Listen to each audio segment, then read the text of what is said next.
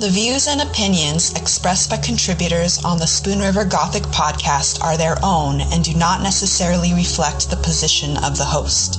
Material heard on the Spoon River Gothic podcast is intended for adult listeners. This podcast deals with mature topics that may not be suitable for all listeners. Listener discretion is advised. This is Spoon River Gothic, narrative of a double homicide.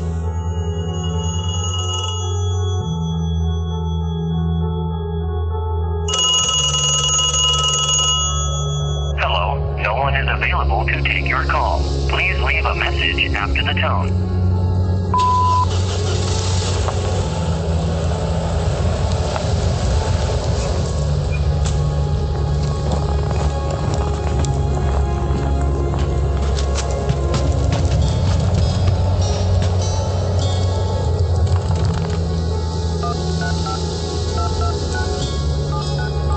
What emergency?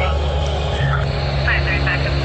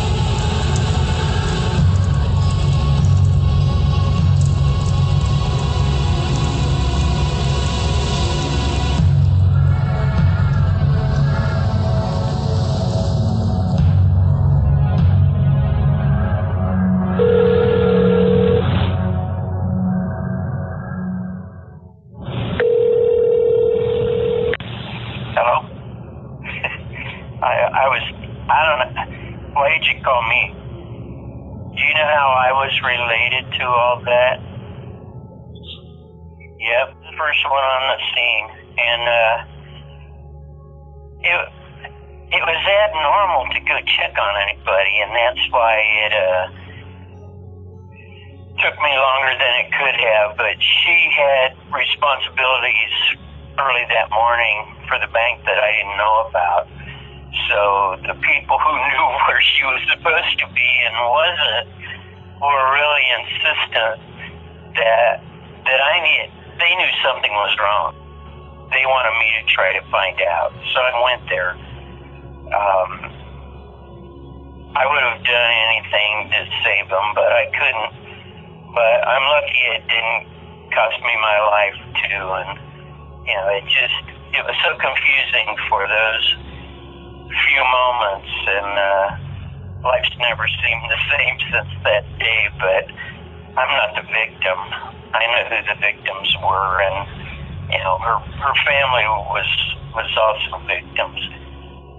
When she left work the night before, usually she would leave before I did because she was getting paid by the hour, and I like to stay for a while, finish something I was doing while the phone couldn't ring.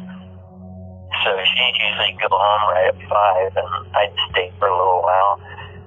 So, and she would have waved goodbye or something on her way out that night, but I don't remember that. It was the day after my son's first birthday, and I invited Donna and Justine to come over for supper that night. It was snowing and cold, but they didn't come over, and that was the following morning was when she died. For some time, I believe pretty sure she had Justine when she came to work at the bank. Once she had her child, once she had a husband, I have no doubt he was the most important thing in life to her. He's a farm boy, like a lot of others, I grew up with. I knew John's family a little bit, and because our daughter was born in 90, Justine must have been born in 89. And once she had Justine, there was no doubt that she was a good mother. And then her daughter, my wife and she and Justine and our daughter were nearly the same age. Justine was about a year older, so my wife had babysat both of them and let them play together and stuff. And she was a cute little girl, dark hair, where our little girl had lighter hair. But, you know, they were both growing up in the same town, and thank God our daughter lived to do most of what she's done in life. She's getting married next May. She talked a lot about her family. When she found out that her mother had cancer, you know, she was really obsessed with that, and her mother didn't live very long. And, you know, quite a few people from the bank went up to LaSalle, Peru for her mother's funeral. And she grew up in Connecticut, but I don't remember precisely, but she told me, I think after she started working with me, you know, she graduated from Marquette in Milwaukee and had some relatives, actually at least one in Canton. And I think her family had started up around LaSalle, Peru, where she was buried. Eventually, the casket I carried was empty, but didn't know that at the time. So she had been to Illinois a few times, apparently, and something made her come down here to get a job after she graduated. And she worked for the competing bank in town until basically they were shutting down their trust department and probably didn't need her. You know, she was just responsible, came to work on time every day, treated everyone in the bank and in town great, you know, she was a very good worker, and to me, a very nice person, and beyond any doubt, a good mother. You know, I think her whole family is very upstanding people, and I was glad that I got to meet them all and get to know them better. But, you know, they lived in Connecticut, a long ways from Illinois, so Donna did go home for Christmas and New Year's. I took a little heat at the bank for letting her go during the holidays because first day in January was a big day for the trust department, but she wanted to go home real bad, you know, and let me know that. I said, you got vacation coming, you go, you know, we'll get it worked out until you get back. And when she got back, she thanked me profusely. And there's no way I would have told her no, she couldn't go home and have Christmas and New Year's with her family. My God. And other bank officers came in, a couple of them that thought I was fighting to be the president or something, tried to criticize me, and I threw their butts out of my office in no uncertain terms. I was old enough that I try to get along with everybody, but don't try to abuse me because I'm not going to take it. Eventually, they learned that, and I was better friends with the chairman of the board by then than they were. He treated me like the grandfather I never had. Good God, she was a pretty young lady with long legs. I don't think she dressed any differently than anybody else, as far as I know. She was just a nice Italian Catholic girl. That's about all that. And I did call her apartment because I had her home phone number. I don't think that either one of us had a cell phone in those days, but I did call her apartment and got her answering machine. So they asked me, do you and Donna call each other besides at work? I go, I don't remember ever doing that. I wouldn't bother her at all. I see her at work every day. I don't think either of us really ever thought about it, you know. It just wasn't like that. It got all the girls in law school in my class. I don't think I ever asked a single one of those girls to go for a drink or for dinner. You know, we were friends. We just didn't treat each other like that. We trusted each other. Saw each other in class. socialize together, everything else, you know. It's kind of like one of the Army buddies. Spend all your time with that group of people. But, yeah, it came to Canton in 1984. A very small firm, you know. I'm pretty sure I met her on the very first day that I showed up at work at Claude and Lloyd Barn Automobile. She was probably fresh out of college when I met her, and that would have been in 84, I think. Chet told me where to go to get an apartment and where to go to open a bank account, and I did. She waited on me, and what I remember was when she told me her name, you know, and I kind of asked her to repeat it, and I said, "That sounds Italian. What does it mean?" You know, and she said, "Well, it means something like, my dear friend." You know, I remember that that's what she always was to me. She wasn't your friend. 200 of people in that town, not just me. I invited her to a Kiwanis club, interclub, and all the other guys in the club had known her longer than I had. I think I might have taken her out for dinner once after that. You could say we had 2 dates, but I don't think she considered them much of a date, or neither did I. She hadn't been in town long, and I had just moved to Canton, you know, from Galesburg, and we had made friends there, and I did invite her to the Kiwanis Club function, and then, I don't know, I must have seen her or been in the bank or something, and we said hi, and I said, "You want to go out for dinner sometime," or something like that, and I took her to the little restaurant in my hometown, population 200. So I just did a variety of not for long, you know, 9 months or something like that. It wasn't going well. You know, I felt like they were expecting a lot more of me than I was able to produce then. I was working a lot of hours trying to be familiar with what I needed to do, and the trust officer left the bank with a mutual parting. Worked there, and then I became a trust officer, and the department grew from $3 million to $250 million in the 30 years I worked there.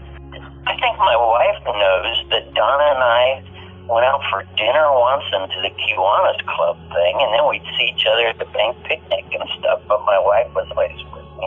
My wife was never jealous of Donna for an instant. We wouldn't even be working together if there was anything between us. We would have straightened that out before she came to work at the bank. Because I remembered when she called me, she asked that. And I thought it was kind of strange that she asked. But I go, no, actually, you know, I felt like we settled that long ago. We weren't each other's type by any stretch of the imagination. So quite a few years there, we hardly saw each other at all. Even though it's a small town, you know, we just weren't in the same place, had our own lives. And then she called me and said, you know, would you feel uncomfortable if we worked together? And I said, no, not at all. Would you? And she laughed, you know, said, no, not at all, you know, because we'd known each other for quite a few years there. There was nothing between us other than some friendship, and then eventually working together after the bank agreed to hire her. I needed help, and she was experienced, and she was just as good to work with as anyone could have been. But someone else in the bank, you know, had responsibility early in the morning and knew that Donna hadn't done hers, had already called me and came down to my office and stood there looking at me to really make the point, and said to me, you better get over there and see what's going on. I went, So I walked upstairs, walked in the executive vice president's office, told him where I was going, and said, you want to go along? He goes, no, you can go. And I was out of there like a shot, you know. Something just told me once I made up my mind that I had to go over there, I couldn't get there fast enough. But I drove, and it was just a very few blocks. I mean, 365 South First, and the bank was on the corner of Avenue A and something. It was about 4 blocks maybe to that apartment. So I got there very quickly. Rang the doorbell, no answer. Went around back, and I thought, I think that's Donna's car there. It's like 4-unit apartment or something. I think that's Donna's car. So I looked at it. There's a car seat in the back. I thought, that's Justine's car seat. So I knew she was home and something was badly wrong.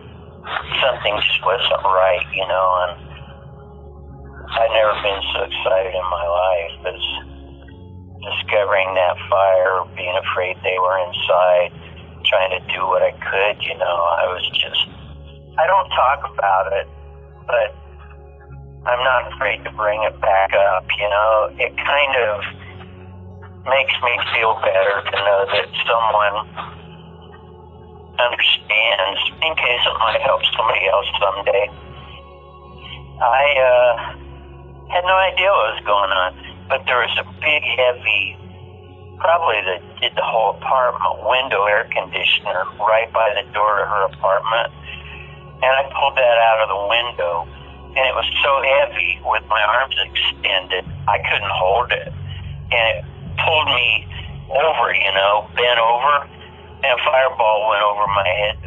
But my wife had bought me what was for us a very expensive winter coat not long before that. And there are still tiny specks on the lapel of that coat that I can see. It's still hanging in the closet. It was a black, long, can't remember, what do you call that stuff? Kind of a fuzzy, suede-like thing. My wife paid over $400 for that, Christmas of 83 or 84. That was a very nice dress coat that I could wear to the bank or to church or a funeral or wherever I was going, and I haven't worn it now for a long time, but it's still the best coat I own. That vented the fire, and the fire was really going. The smoke was incredibly thick. You can't imagine. You really can't imagine. And for a little while it was white. I still kind of wonder what was burning there, that the smoke could be so white. But it poured out of that rectangular window like a smokestack, like it was a locomotive. And the wind was really strong, and the smoke came out toward me, and then immediately got whipped away, I think, towards the east, And that was when, I just had to get inside. I mean, I would have punched through the front door with my fist. So then I thought, I got to get in. So I pulled a little piece of trim off, I think, a screen, and used that to make a small hole in the front door. Took one of my gloves off, I put it under my other arm like I have a habit of doing, reached my hand inside, found the lock and unlocked it, and opened the door wide. Oh my God, what a nightmare. But I thought, maybe I can see better. So I think I got down on all fours right in the doorway, and I could see a glow, which to me, I thought was probably the place, not necessarily where the fire started, but what was burning most or hottest at that moment. It was just a glow through the smoke. I saw it. I'll tell anybody who wants to know that I saw that, and I have a pretty good idea how far away it was and the angle it was from where I was crouching. I saw it, and I saw things that morning that no one else did, but I couldn't get in that apartment. I just knew if I got in there, I wasn't going to get out. The smoke was incredibly thick. You can't imagine.